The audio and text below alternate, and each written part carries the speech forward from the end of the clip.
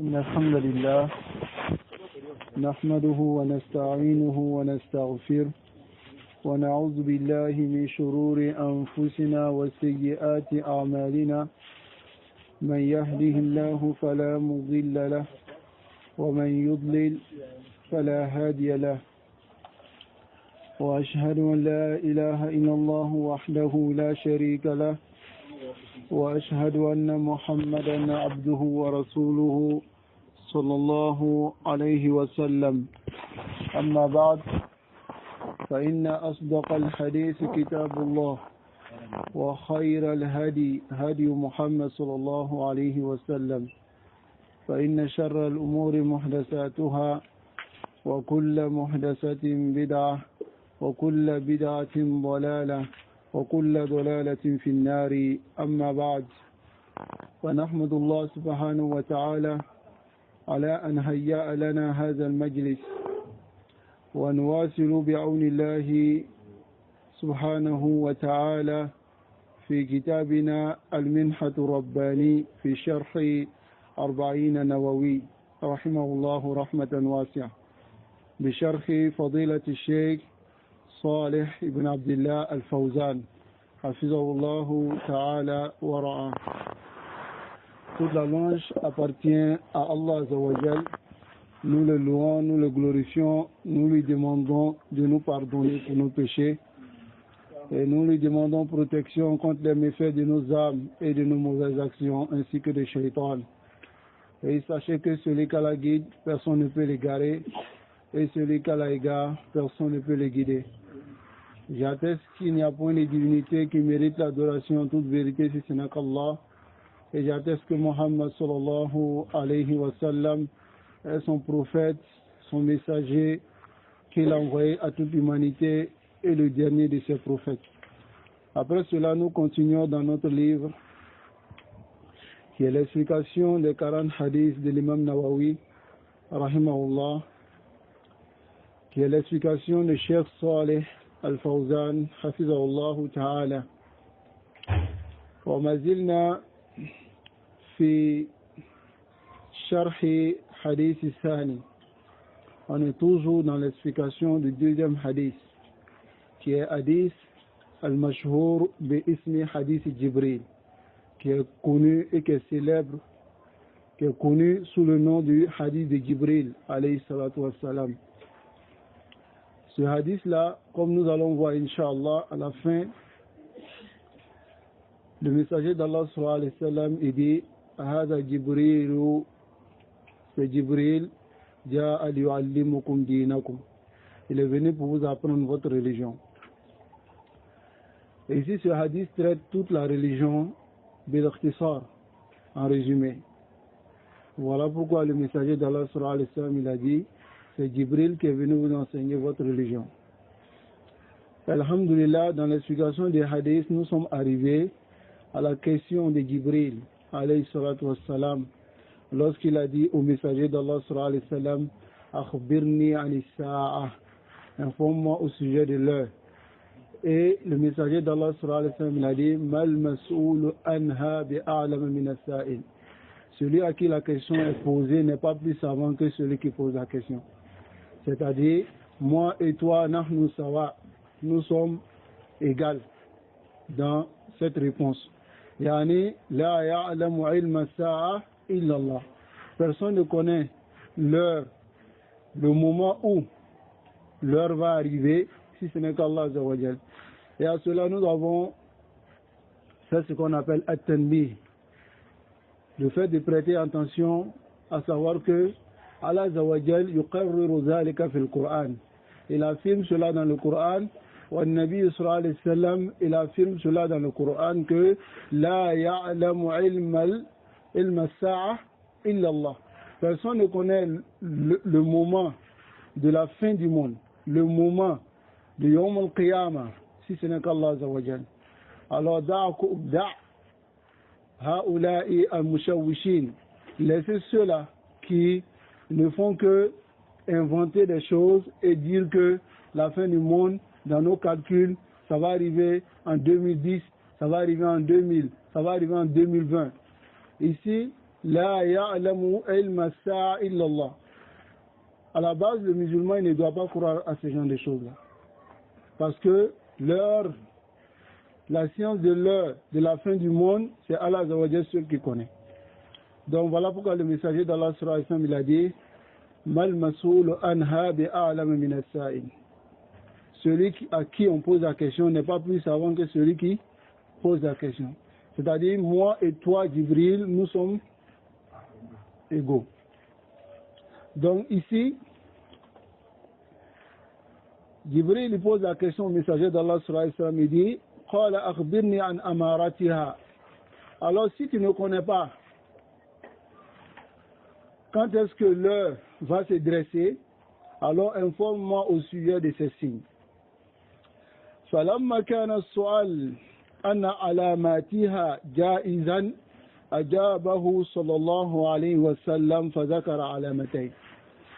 Donc ici, lorsque la question au sujet des signes de la fin des temps est autorisée et la réponse aussi est connue par le messager d'Allah sallallahu alayhi wa sallam, alors il a répondu en mentionnant deux signes.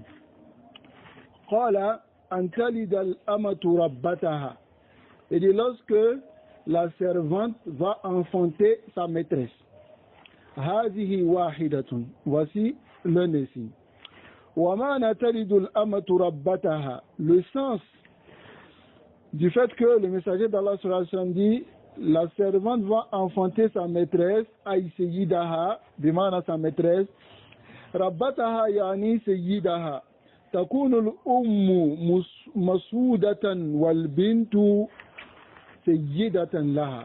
Donc ici, il arrivera que la mère sera khadim, une servante, et la fille, sa fille, sera sa maîtresse. هذا من العجائب. Le cheikh dit, ça fait partie des choses qui sont très étonnantes. أن البنت تكون سيدة لأمها. Ce qui est étonnant, c'est que la fille devienne une maîtresse pour sa mère. Fama ma'ana haza. Quel est le sens de cela? Zakaru ma'ana yayni. Les savants ont mentionné deux sens. Al-ma'ana al-awwal, le premier sens, anna ma'anahu, et que son sens est annahu sayaksuru at-tasarri fi akhir az-zaman. Sayaksuru bimana va se multiplier à tasarri, le fait que les gens seront libres fi akhir az-zaman, à la fin des temps. Wala shakka anna al-bint al-amati takunu hurratan tab'an li abiha. Et en ce moment, il n'y a aucun doute que la fille qui était servante sera une femme libre comme son père. Fal-bintu hurratun, la fille sera libre. Wal ummu amatun, et la mère sera une esclave. De manière ici, le fait que l'homme il va s'accoupler avec une esclave et l'enfant qu'il va avoir sera esclave aussi, mais cet enfant-là sera libéré et l'enfant sera libre et la mère sera l'esclave. Vous comprenez ici? هذا بمعنى الكلام الشيخ. والأم أمة فتكون البنت سيدة لأمها. Donc la fille sera la maîtresse de sa mère. المعنى الثاني, le deuxième sens, أن المراد بذلك. Et que ce qui est voulu par cela, والله أعلم, le cheikh dit Allah le plus savant, أنه يكثر العقوق في آخر الزمان. Et que les désobéissants seront nombreux à la fin des temps. Jusqu'à ce que la fille sera comme sera comme la maîtresse de sa mère. Par le fait que la fille, elle va s'enfler d'orgueil au-dessus de sa mère. Elle va s'enfler d'orgueil au-dessus de sa mère. وَتَعُقَّهَا, elle va lui désobéir, وَتَعْصِيَهَا, elle va lui désobéir. Voilà qu'ici, al-uquq, Ayana yati de khas, dans un sens spécifique par le fait de désobéir aux deux parents. C'est ce qu'on appelle al-uquq. Mais ici, al-ma'asiya, c'est une désobéissance aussi. Mais sinon, les deux, ce sont des synonymes. Asani, le deuxième signe que le cheikh a mentionné ici, avant d'arriver au deuxième signe, est-ce qu'on a compris les deux sens que le cheikh a donné? Yani, les deux sens de Nam. Le premier sens, le cheikh il dit, en résumé, c'est-à-dire que l'homme, il a une esclave qui est quelque chose, non?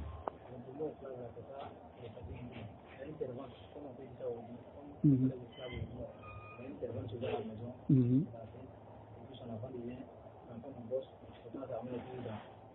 Voilà. Tu comprends maintenant? Ma femme?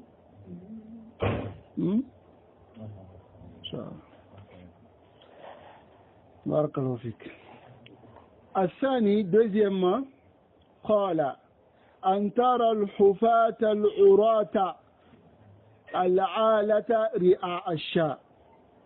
Le deuxième signe de la fin des temps, le messager d'Allah sallallahu alayhi wa sallam dit, lorsque tu verras al-hufata, des gens qui sont pieds nus, al-urata, ici c'est des gens qui ne sont pas vêtus, yani qui sont vêtus, mais en réalité lorsque tu les regardes c'est comme s'ils ne sont pas vêtus.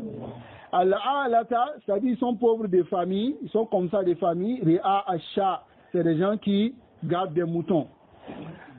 Donc lorsque tu verras ceux-là, yatatawaluna fil bunyan, ils vont commencer à élever la construction, alors sache que l'heure est proche.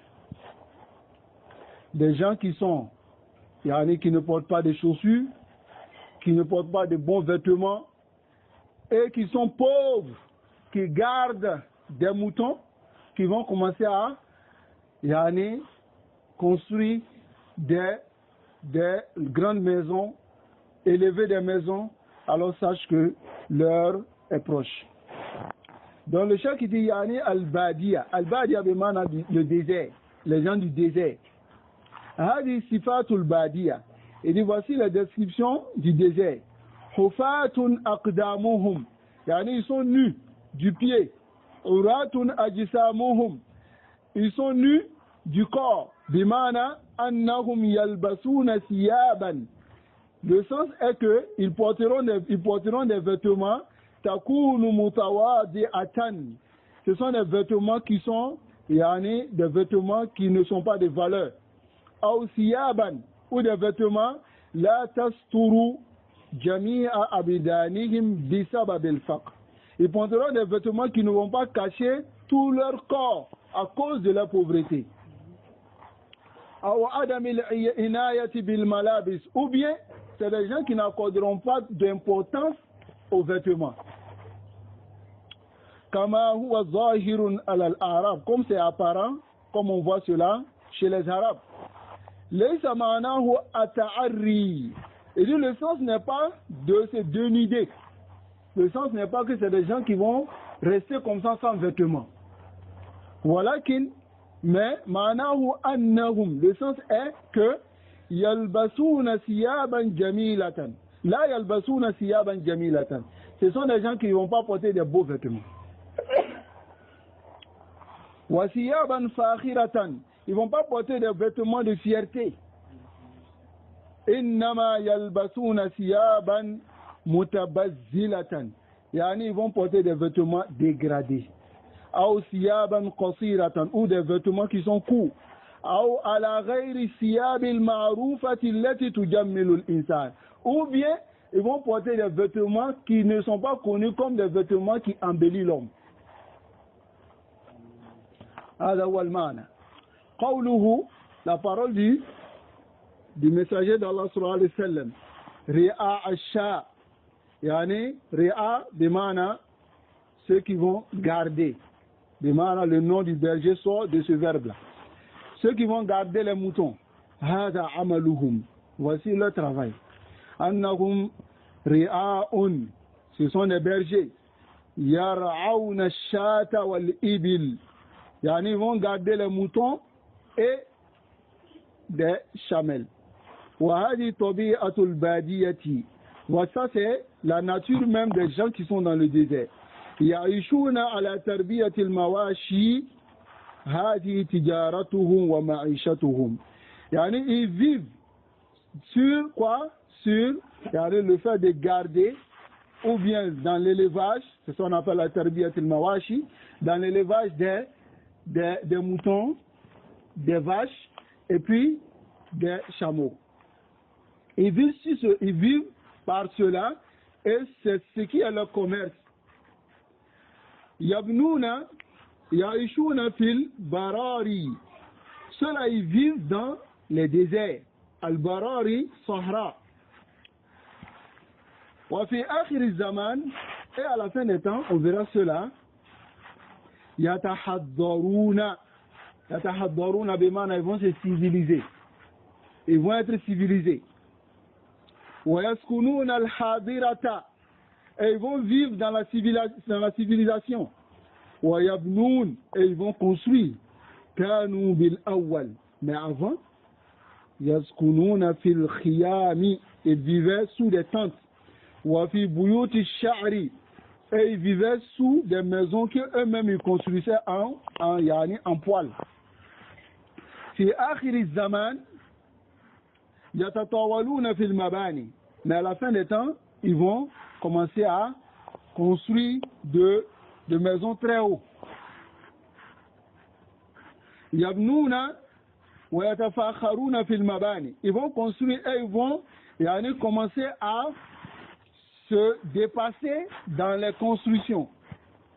Et cela sera pour eux une fierté. Wa rubbama yabni at-tawa'iq al-qasirati al-'aliyati. Et il se peut même qu'ils construisent beaucoup d'étages. Al-tawa'iq, c'est des étages. Al-kasira, beaucoup d'étages. Al-'aliya, très élevés. Wa yunammiquha. Ils vont décorer cela, wa yuzayyinuha, et vont embellir, wa yuhassinuha, et vont rendre cela beau. Wa huwa kana fil asli yaskunu fi bayti sha'rin aw khaymatin. Avant, ils vivaient dans les maisons que eux-mêmes ils construisaient en char, en poil, aw khaymatin, ou bien en hangar, aw wama ashbah zalik. Et tout ce qui ressemble à cela. Fatahawwala haluhum. Leur situation a changé. Hada min alamati sa'a. Ceci fait partie des signes de la fin des temps. Yatatawaluna fil bunyan. C'est-à-dire, ils vont commencer à construire des maisons élevées. Ils vont élever la construction. Kama huwa waqi'un al-ana misdaqan li qawlihi sallallahu alayhi wa sallam. Comme ceci est clair et on voit ceci aujourd'hui. Ceci est d'actualité aujourd'hui et on voit cela. Comme aujourd'hui, si vous retracez, là où on appelle Dubaï, c'était le désert. Et c'était des Arabes qui vivaient là-bas, dans le désert. C'était des gens qui étaient Ri'a Asha, qui gardaient les moutons, qui étaient dans ce désert-là. Tout c'était le désert. Voilà qu'on zoro al-yawm.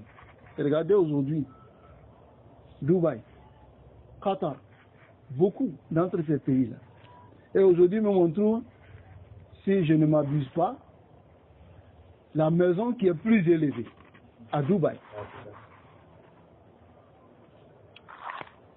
Et le chef dit, Kama huwa waqi'un al-an, comme ceci est d'actualité aujourd'hui. Et ceci rend véridique la parole du messager d'Allah sallallahu alayhi wa sallam. Fa inna ahl al-badiya. Alors sachez que les gens du désert, sakanul buduna, ils vont commencer à habiter les villes. Wasaru yatabahawna fil mabani. Et ils vont commencer à se vanter des constructions.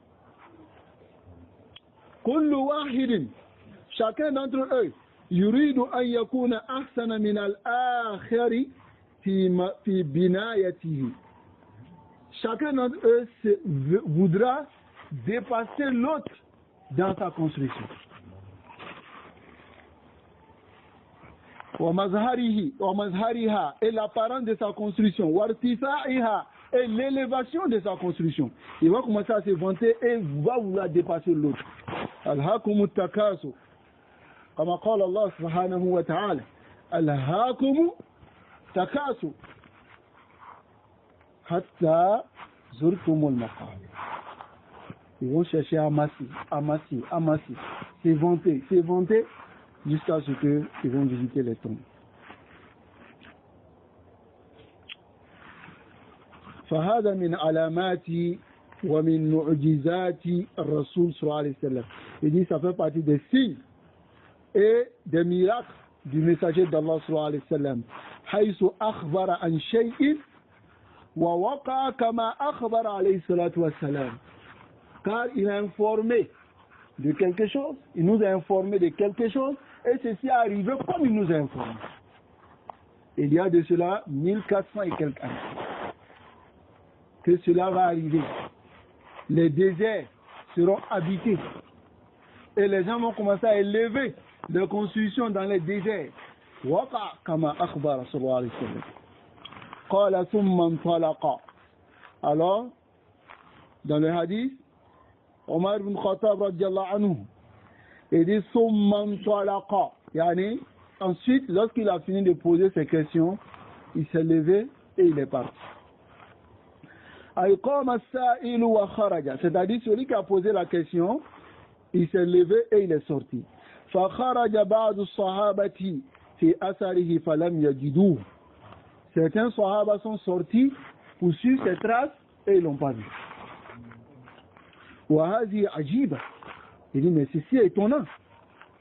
لأنه كان بينهم يسأل ويتكلم وفي لحظة أخفى عنهم.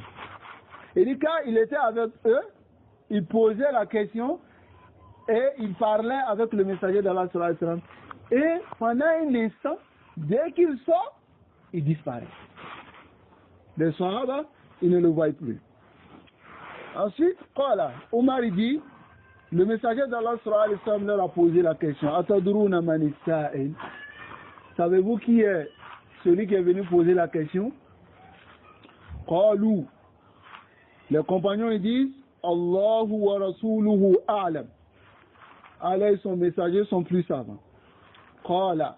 Alors le messager d'Allah sallallahu alayhi wa sallam dit Innahu Jibril. Il dit c'est Jibril. Ataakum yu'allimukum dinakum. Il est venu vous enseigner votre religion. هذا فيه دليل على أن الملك لا يأتي في صورة الملكية. Il dit il y a en cela une preuve qui montre que l'ange ne vient pas sous la forme d'un ange. لأن الناس لا يطيقون رؤيته على صورته الملكية. Car les gens ne peuvent pas supporter la vision d'un ange qui a pris la forme angélique. Allahu Akbar. Comment ils peuvent supporter la vision d'Allah? Ils ne peuvent pas supporter la vision d'un ange dans sa forme angélique. Comment ils peuvent supporter la vision d'Allah subhanahu wa ta'ala dans cette dunya, je dis déjà. ولكن في الآخرة المؤمنون يرون ربهم. Dans l'Akhira, les croyants verront leur Seigneur. qu'Allah nous accorde cela. لِلَّذِينَ أَحْسَنُوا الْحُسْنَى وَزِيَادَةً. Pour ceux qui ont fait les bonnes actions, ils diront quoi? Al-Husna, qui est le paradis, wa ziyada, et l'ajout, qui est la vision d'Allah subhanahu wa ta'ala. Comme قال النبي صلى الله عليه وسلم. Comme le messager d'Allah sallallahu alayhi wa sallam a dit. وَإِنَّمَا يَأْتِي فِي صُورَةِ إِنسَانٍ. Jibril, il venait seulement à la forme d'un homme. حَتَّى لَا يَنْفِرَ النَّاسَ مِنْهُ. Pour ne pas que les gens puissent le fuir. وغالبا يأتي جبريل النبي صلى الله عليه وسلم في صورة رجل وعنده أصحابه. Jibril venait au messager d'Allah sallallahu alayhi wa sallam sur l'aspect d'un homme pendant que ses compagnons étaient là. Et cet homme-là, il s'appelait Dahiyatu Akulabi. C'était un compagnon du messager d'Allah sallallahu alayhi wa sallam. Jibril prenait sa forme et il lui ressemblait. Et il venait au messager d'Allah sallallahu alayhi wa sallam.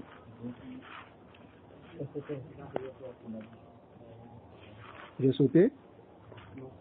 Non, j'ai pas sauté, j'ai regardé dans le note des bas de page. كسائر السائلين والطلاب لا يتميز عنهم لأجل ألا ينفروا.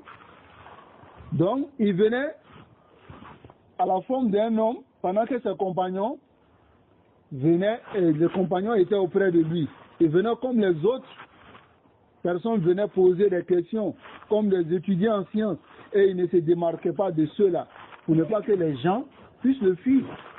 Il venait comme un homme simple, et il vient poser la question au messager d'Allah sallallahu alayhi wa sallam. ولكن الصحابة كانوا عرفوا أن هذا الرجل ليس كأحد من الرجال. Ils savaient que cet homme-là n'était pas comme les autres. Parce que Omar dit, il vient, لا يرى عليه أثر السفر ولا يعرفه منا أحد.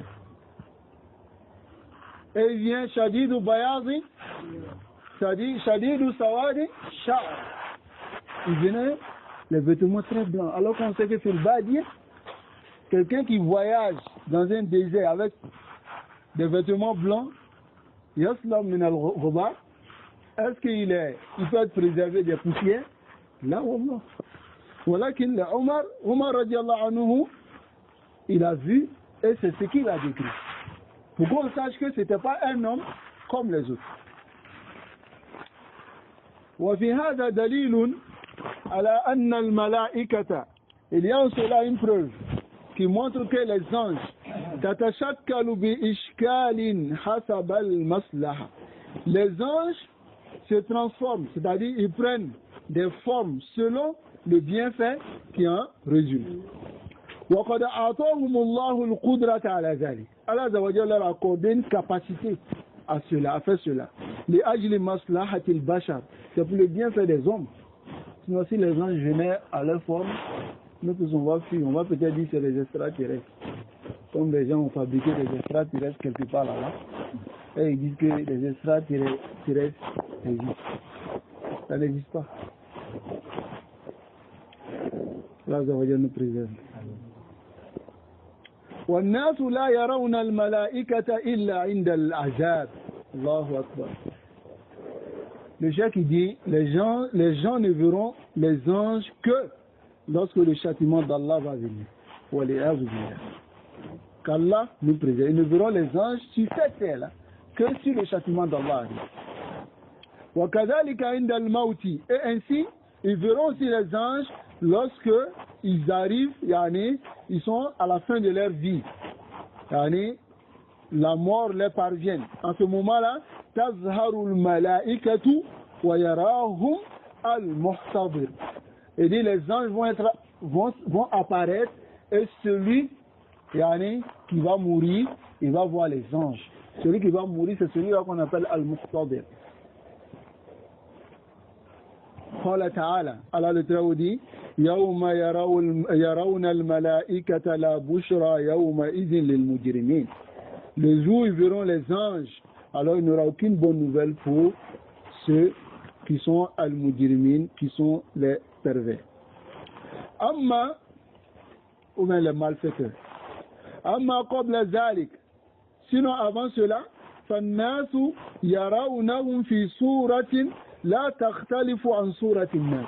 Mais avant cela, les gens voient les anges à la forme humaine. Mais voilà que lorsque la mort arrive, alors celui qui va mourir, il va voir les anges madda basari. Il va voir les anges à la limite de son regard. Et l'ange Malak al-Maut va se déplacer et venir auprès de celui-là. Hada al-yawm. Tu ne pourras pas dire à quelqu'un, l'ange il est comme ça, il est comme ça. Qu'Allah nous accorde à tawfiq ce jour-là. لكن لماذا جاء جبريل صلى الله عليه وسلم ولماذا جلس? Pourquoi Jibril est venu et pourquoi il s'est assis?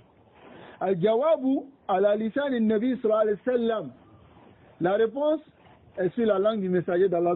Qu'est-ce qu'il a dit? Ataakum yu'allimukum dinakum. Il est venu s'asseoir pour vous enseigner votre religion. Fahuwa la yas'alu liyata'allam.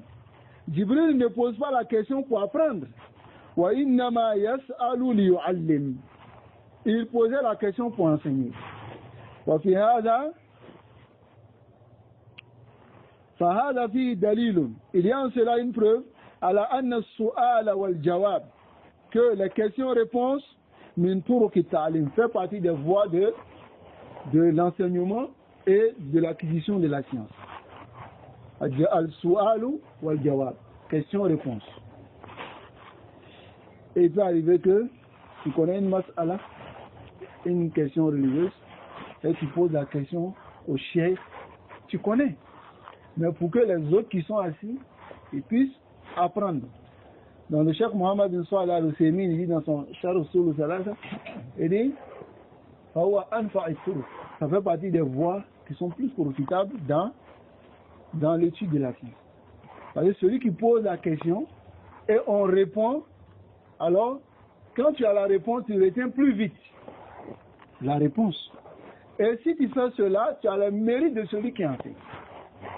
Parce que tu poses la question, pas parce que tu ne connais pas, mais pour enseigner ceux qui sont là. Donc, il dit Bal min ablaghi turuqil ta'lim. Ça fait partie des voies, des plus fortes voies de la science, de l'étude de la science. An yakuna an tariqi su'ali wal jawab. Que cela soit par la voie de questions-réponses. Wa hiya tariqatun tarbawiyyatun jayyidatun ma'rufa. C'est une voie éducative et une voie très bonne et connue. Qawluhu yu'allimukum dinakum. La parole du messager d'Allah sallallahu alayhi wa sallam. Il est venu vous enseigner votre religion. Fihi dalilun. Il y a en cela une preuve. Ala anna ad-dina yukhadhu bi ta'allum. Que la religion s'apprend par quoi? L'apprentissage. La yukhadhu min al-adat. La religion ne se prend pas par les coutumes, par taqalid, ou bien les suivismes, wal bid'a, ou bien les innovations, wal muhdathat, ou bien les mauvaises choses. Wa fi dalilun ala anna ad-din yatakawwanu min salasi maratib. Et il y a en cela la preuve qui montre que la religion, la religion se forme sur 3 degrés. Qui est quoi? Ba'duha afdal min ba'd. D'autres sont au-dessus de d'autres. Comme al-martabatul ula, le premier degré c'est al-islam. Wa huwa wa arkanuhu khamsa. C'est l'islam et ses piliers sont de 5. Al-martabatul thaniya fawqaha. Le deuxième degré qui est au-dessus de l'islam, al-iman, c'est la foi. Wa arkanuhu sitta. Et ses piliers sont de 6. Al-martabatu salisa, le troisième degré, wa hiya a'laha, c'est le plus haut degré de l'islam. Fa huwa al-ihsan, c'est la perfection. Wa huwa ruknun wahid, c'est un seul pilier. An ta'budu Allah ka'annaka tara, fa in lam takun tara, fa innahu yarak. Que tu adores Allah comme si tu le voyais, car si tu ne le vois pas, certes lui te voit. وفي هذا الحث على تعلم الدين. Il y a en cela l'incitation à l'apprentissage de la religion. Car la religion ne s'apprend pas bil manamat, par les rêves, ou bien des taqalid, par le suivisme, ou bien bil adat, ou bien par les coutumes. Comme les gens le disent, chez nous on ne fait pas ça. Chez nous c'est comme ça. Et chez la religion, c'est comment? Chez toi. Mais fi dinillah, hal ta'allamta din Allah. Est-ce que tu as appris la religion d'Allah pour savoir que la religion d'Allah est conforme avec toi, tes coutumes ou pas? Là, wallah. Et il y a certains aussi qui pensent que la religion, la science de la religion, yanqasimu ila qismayn, afwan. Il y a ilmu. Ah, لا لا لا ليس بالضروري. Il y a ilmu al-zahir wa ilmu al-batin. Il y a certains qui pensent que la science de la religion se divise en deux catégories. Il y a la science apparente, ça c'est pour nous. C'est nous on apprend ça. Mais ilmu al-batin, la science cachée, ça c'est le chef qui donne à son meilleur élève, comme un secret. Lui aussi donne à son meilleur élève. L'autre aussi donne à son meilleur élève. Jusqu'à la abad. Jusqu'à la fin des temps. Ça reste un secret et ils appellent ça ilm al-batin, inda soufiyya. Et ils disent que ilm al-zahir, ça c'est pour al-awam, le commun des musulmans. Wa amma al-ilm al-batin, c'est mieux que ilm al-zahir, ça c'est pour al-khawas, les gens spécifiques. Ils donnent l'exemple comme Qidr. Qidr, il avait ilm al-batin, mais Moussa n'avait pas. Alors, Moussa c'est un prophète, mais Qidr, Allah lui a donné une science que Moussa n'avait pas. Donc eux ils ont la science de Qidr. Allah nous préserve des égarements. Innama al-ilmu bita'allum. La science apprend bita'allum. Par l'apprentissage. Si tu connais, ça t'akallam. Tu parles maintenant. Mais si tu connais rien, on te dit il faut faire bayan. Tu assis, tu dis mais je ne connais rien. On dit non, Allah va t'inspirer. La science va descendre, ça va rentrer dedans. Allah va nous préserve. لا يكفي وأن المسلم يجب عليه أن يتعلم دينه. Le musulman, il est obligatoire d'apprendre sa religion. لا يكتفي أن يقول. Il ne se limite pas à dire أنا مسلم, je suis musulman. La budda an yata'allama ma huwa al-islam. Il doit apprendre ce que c'est que l'islam. Min ajli an yu'addiyahu ala al-wajh al-matlub. Pour qu'il puisse acquitter de l'islam sur la façon dont Allah Zawajal lui a demandé. Al-wajh al-matlub. Fala yakfi. Il ne suffit pas aussi an yantasiba al-insanu ila al-islam. Que l'homme se réclame de l'islam. Ça ne suffit pas. Comme tu attends d'autres aujourd'hui, dis moi je suis musulman non pratiquant. Comme si ça existe. Il ne connaît rien de l'islam. Si on lui pose la question au sujet de l'islam, il dira que moi je suis musulman. Mais je ne connais pas ce que c'est que l'islam.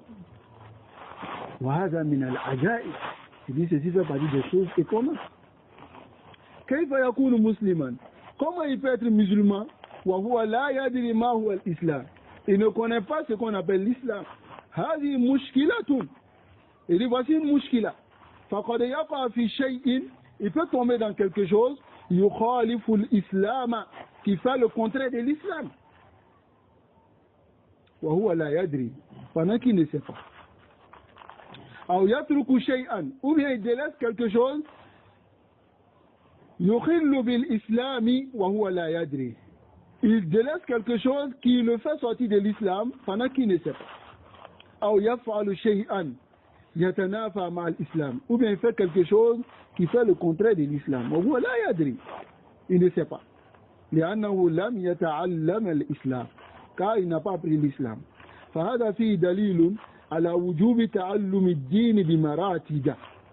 Il y a ici une preuve qui montre l'obligation d'apprendre la religion avec ses degrés. Al-Islam, wal-Iman, wal-Ihsan. L'Islam, wal-Iman et la perfection.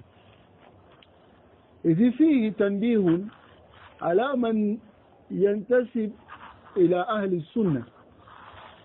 Ici, on doit prêter attention. Celui qui se réclame des gens de la sunna.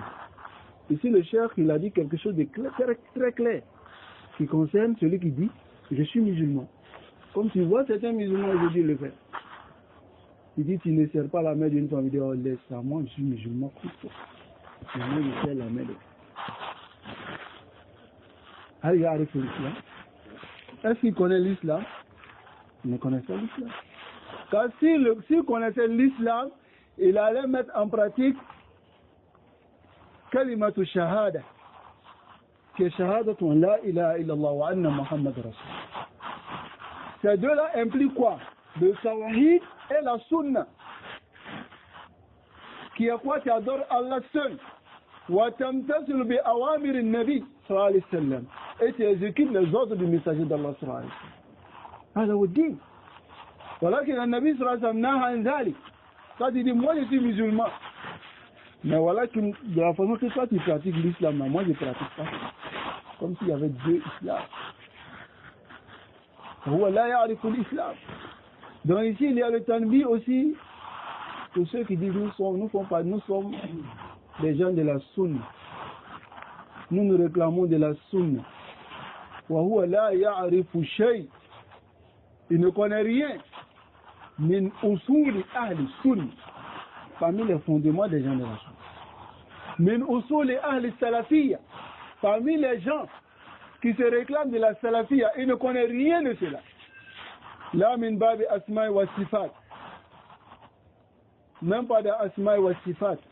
Même dans le tawhid, al-uluhiyya, al-ibada, le tawhid al-rububiyya, la ya'rifu shay.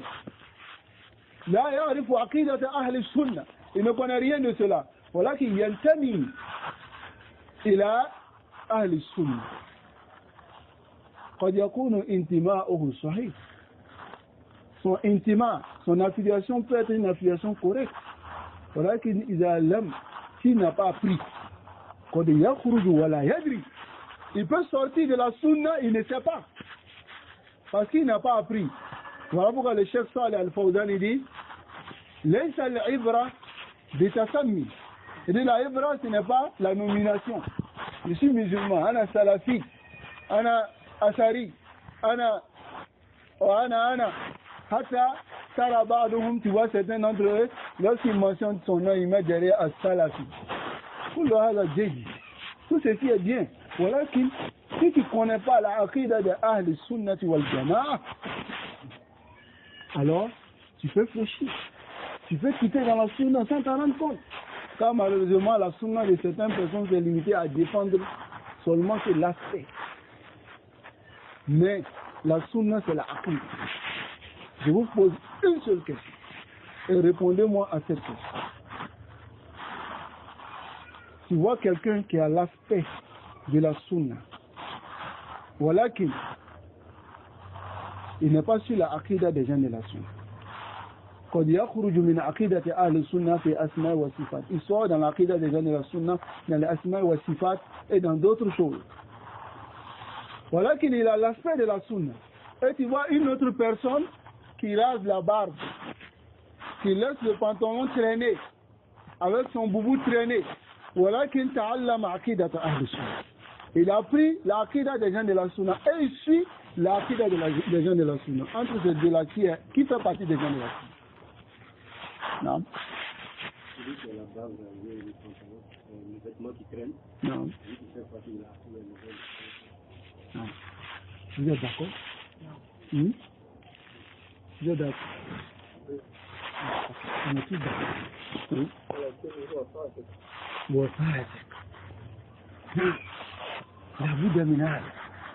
Il fait partie des gens de la sunna wa huwa al-asi. Il a désobéi au messager d'Allah sallallahu alayhi wa sallam. Il peut être châtié pour avoir rasé la barbe. Il peut être châtié pour avoir laissé son izar traîner. N'est-ce pas? Est-ce qu'il est sorti de l'aqida des gens de la sunna? Alors jugeons les gens selon l'aqida des gens de la sunna. Mais ne jugeons pas les gens selon quoi? La parole. Parce que tu peux voir un frère aujourd'hui, tu le connais à peine aujourd'hui, mais demain, lorsque quelqu'un te demande au sujet de cette personne-là, il dit ah, ça ouais, salafi. C'est un salafi, alors manhaj salafi. Allez-y dans Kaba'ir de Cheikh Saleh Al-Fawzan.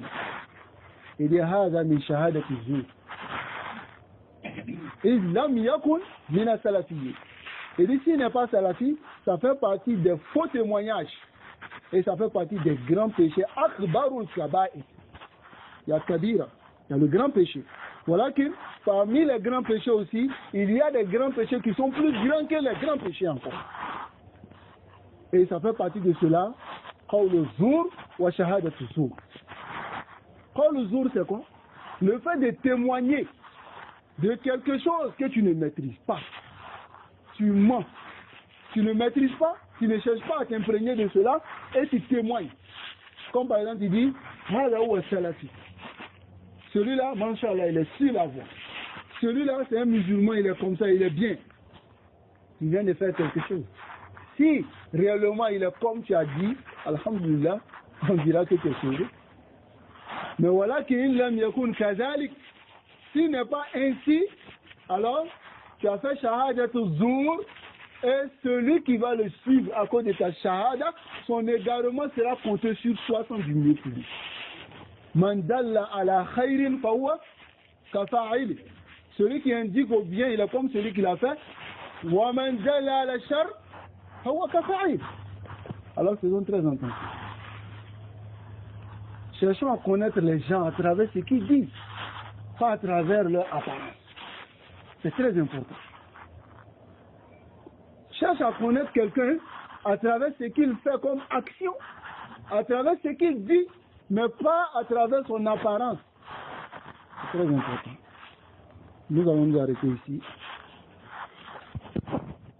Nous allons demander à Allah de nous accorder la compréhension de ce hadith, car ce hadith est très noble. C'est le hadith de Jibril alayhi salatu wa salam. Le Cheikh Abdul Muhsin Al-Abbad rahimahullah, hafizahullah wa rahimahullah.